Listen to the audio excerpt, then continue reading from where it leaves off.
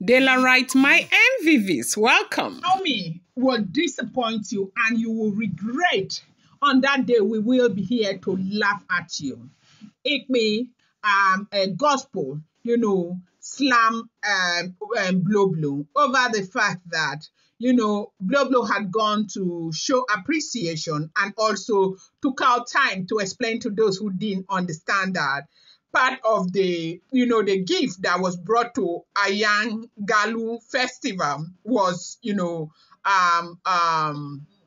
was contributed by Olori Naomi. This did not go well at all because of what Blublo said. Now, why is this such a problem right now? You do know that these people are, very sad over the fact that they have lost everything at the end of the day. They never could have thought that, they will be in this position today. No way. They never could have thought that way.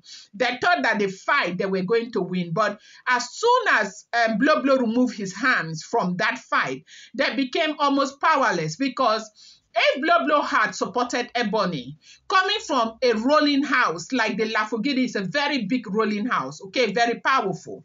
If two of their daughters stood against Olori Naomi and the Oni of Ife, I'm sure by now that fight would have still been ongoing. But when Blublo decided to wash her hands off the fight, Ebony felt betrayed, and up until today, a lot of them are feeling very betrayed. They feel like where they are today was, created by Blublo. At the height of the Ayangalu festival, a shocking moment sent ripples across the palace ground and left even the most seasoned guard frozen in place. Blublo once seen, of course we do know Blublo. Blublo is this person who is seen as quiet, but before now she was very manipulative.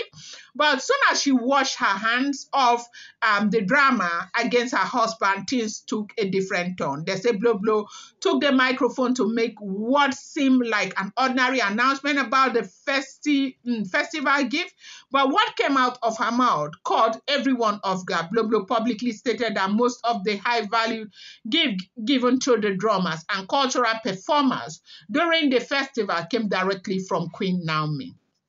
People were surprised. The palace women, elders, and guards stood still, looking at one another in disbelief. Some clapped half-heartedly, unsure of what to do. Others simply watched in shock, including Igbi, Ebony, and Gospel, who were seated together. Like far, far, far away, they were never sighted in that event because especially Ebony. Of course, you will not have the confidence to want to really show yourself, especially with what is going on in the palace right now.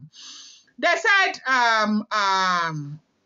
what made it more intense was the fact that just weeks before, Blublo, appeared to be like on the side of Ebony, not being on the side of Ebony per se.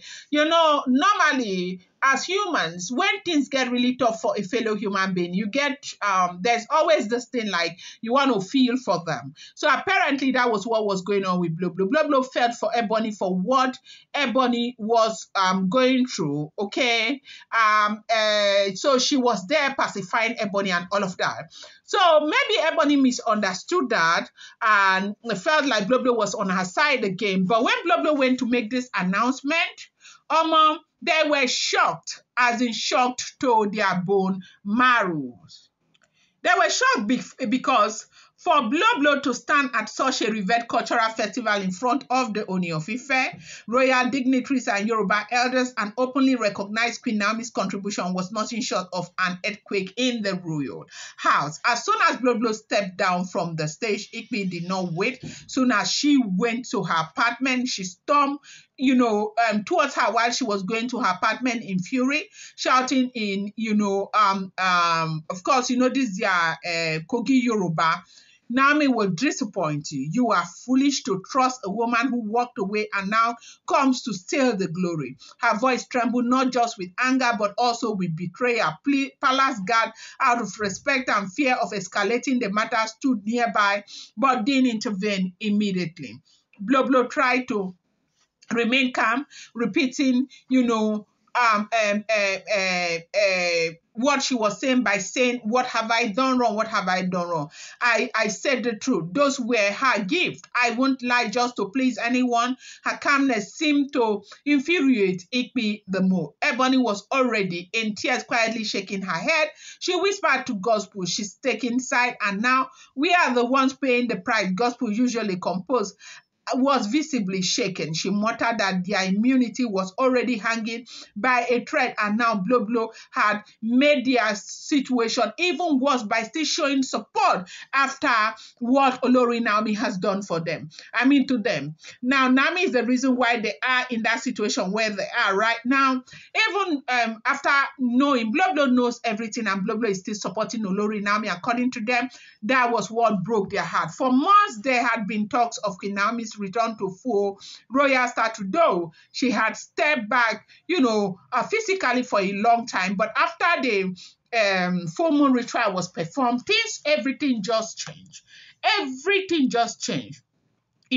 Naomi's spiritual and emotional presence in the palace, remain unshaken. The Oni of Ife's recent action, allowing her to use only his private jet, inviting her privately to kill rituals, even, defending her publicly, had already begun stirring unrest among the Oloris. That was few months before, the ritual. But after the ritual, everything changed.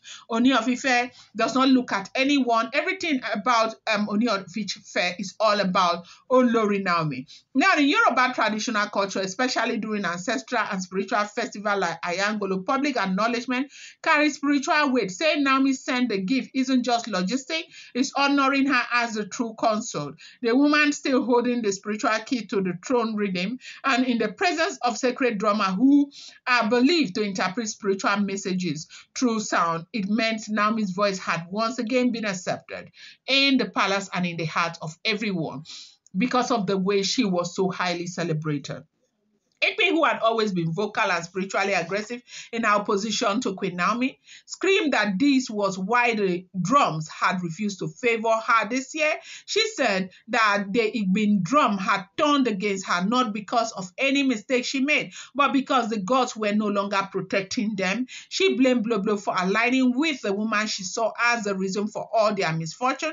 She shouted that since Blublo switched camp, the spiritual shield they used to enjoy in the palace had lifted. Even Gospel, she has been very upset also with Blublo because they thought that Blublo would be on their side. And Blublo is saying, look, I am an adult, a full-grown woman, older than all of you. You have no right to tell me what to do, and you have no right to put your frustration on me. We had choices to make. I made my own choice, and you made your own choice. In life is all about responsibility and accountability. When you make a choice, you pay for it. You don't try to put it on another person. And what I see here are people who are not standing up to their mistakes and trying to put it on me. I'm not going to take responsibility for your fault. I only just stated the truth. Naomi sent gift for the festival. We gave the gift out, and it was honorable for people to know who sent the gift so they can, send words of thanks to her. And I just did that. I never said Naomi is superior to any one of us. I never said Naomi is superior to any one of you. But if you're angry that I made that announcement, I made it because Kabiyesi wanted me to make it, and I did it. And also because it's the truth. Naomi was the one who sent the gift. How do you pour your frustration on me the way you are doing? I think it is time to go into some level of introspection to understand that what you are suffering today is as a result of all the bad choices that you have made. Now, they said, Ebony just started crying again. I'm thinking, of course, saying that Blublo is such a betrayer. Going to bring you more update. Do not forget, these are all alleged, rumored, unverified information making the rounds on social media and should not be seen as fact.